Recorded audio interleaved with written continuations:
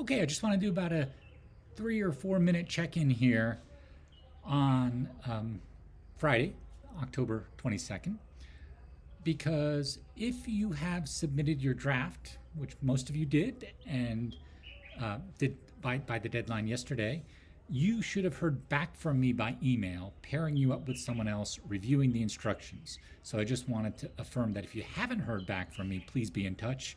Now, those who did not submit drafts yet, get them in today if you possibly can, and I'll still try to pair you up with another peer review. It'll be late, but it would be better than not submitting it at all.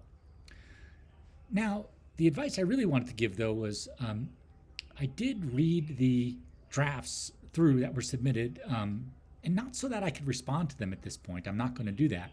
But I want to give some just kind of collective advice for you to think about as you all revise and as you do peer review. So the strongest of those drafts that I read had a point of view. In other words, they were making some kind of argument, not just summarizing the sources. They were sometimes using summaries of the sources, using that meta discourse we talked in class to announce them as sources in service to someone's own thoughts on, say, gender and the church, or on bride price, or on whichever angle you took. And again, remember, not everybody has to write about bride price here, even though that was one of the key themes of the readings. You have the freedom to pick up these readings and take the topic in different directions that are of interest to you and that you feel like you can argue well.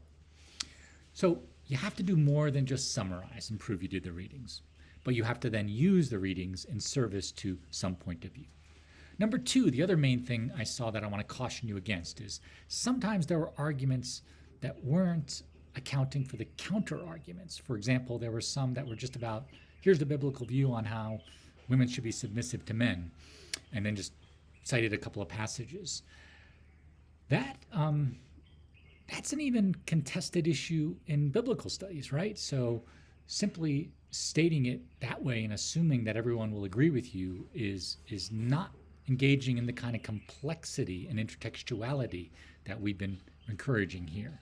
You must deal with the counter arguments both within your own community, and remember, for this class at least, it's not a theology class, it's a writing class. You're dealing with a more diverse and pluralistic audience that you have to keep in mind, who may need different kinds of evidence, right, than just scripture.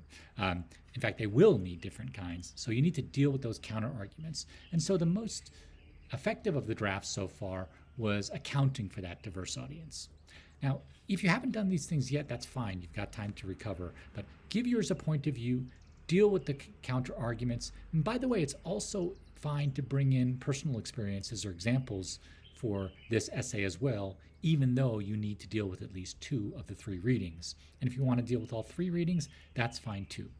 Now, in your peer review, help each other move towards these recommendations, having that point of view, using some meta discourse, dealing with the counter arguments as best you can, and then bring the fruits of that revision to class on Tuesday when we'll work on these even more.